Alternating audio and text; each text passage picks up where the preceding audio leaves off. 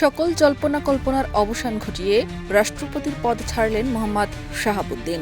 ২৪ জুলাই বিকেলে তিনি সংসদ সচিবালয় স্পিকারের কাছে নিজের পদত্যাগপত্র পাঠান। মোহাম্মদ শাহাবুদ্দিনের পদত্যাগের ফলে রাষ্ট্রপতির পদ শূন্য হওয়ায় সংবিধান অনুযায়ী স্পিকার হাফিজ উদ্দিন আহমদ ভারপ্রাপ্ত রাষ্ট্রপতির দায়িত্ব পালন করবেন। পদত্যাগপত্র পৌঁছে দেন রাষ্ট্রপতির সামরিক সচিব। সংবাদ সম্মেলনে স্পিকার হাফিজ উদ্দিন আহমদ জানান, রাষ্ট্রপতি মোহাম্মদ শাহাবুদ্দিনের স্বাক্ষরযুক্ত পদত্যাগপত্র তিনি হাতে পেয়েছেন। স্পিকার হিসেবে আমি সেই পদত্যাগপত্র গ্রহণ করেছি। ফলে সংবিধানের ৫৪ অনুচ্ছেদ অনুযায়ী বর্তমানে আমি রাষ্ট্রপতির দায়িত্ব গ্রহণ করেছি। তিনি আরও বলেন, আমি স্পিকার হিসেবে শপথ নেওয়ার সময় ভারপ্রাপ্ত রাষ্ট্রপতি হিসেবেও শপথ নিয়েছি।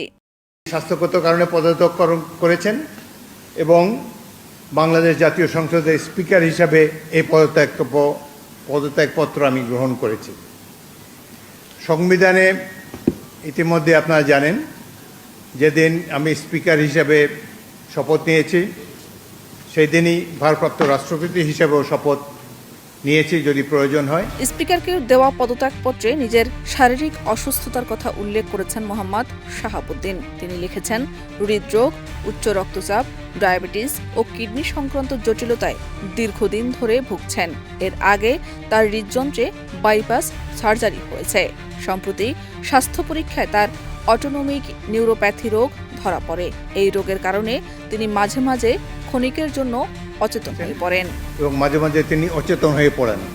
এর জন্য ডাক্তারের সার্টিফিকেটের কোনো প্রয়োজন নাই। পদত্যাগপত্রে তিনি বলেন, একাধিক শারীরিক জটিলতা ও মানসিক শারীরিক অসামর্থ্যের কারণে রাষ্ট্রপতির মতো গুরুত্বপূর্ণ সাংবিধানিক দায়িত্ব পালন করা তার পক্ষে আর সম্ভব হচ্ছে না।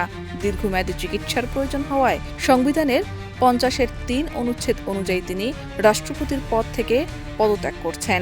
দায়িত্ব পালন করা তার পক্ষে সম্ভব হচ্ছে না, তার দীর্ঘমেয়াদী চিকিৎসার প্রয়োজন। ২০২৪ সালের ৫ আগস্টের রাজনৈতিক পট পরিবর্তনের পর থেকেই মোহাম্মদ শাহাবুদ্দিনের পদত্যাগের দাবি জোরালো হতে থাকে। রাষ্ট্রপতি হিসেবে তার মেয়াদকাল ছিল দেশের সাম্প্রতিক ইতিহাসের অন্যতম ঘটনাবহুল সময়। এ সময় ছাত্র জনতার গণ অভ্যুত্থান, ফ্যাসিস্ট আওয়ামী লীগ সরকারের পতন, অন্তর্বর্তী সরকারের দায়িত্ব গ্রহণ এবং ত্রয়োদশ জাতীয় সংসদ নির্বাচন অনুষ্ঠিত হয়। তারেক রহমানের নেতৃত্বাধীন বিএনপি সরকারও গঠিত হয় এই সময়ই। শাহনাজ পারভীন, দেশ রূপান্তর।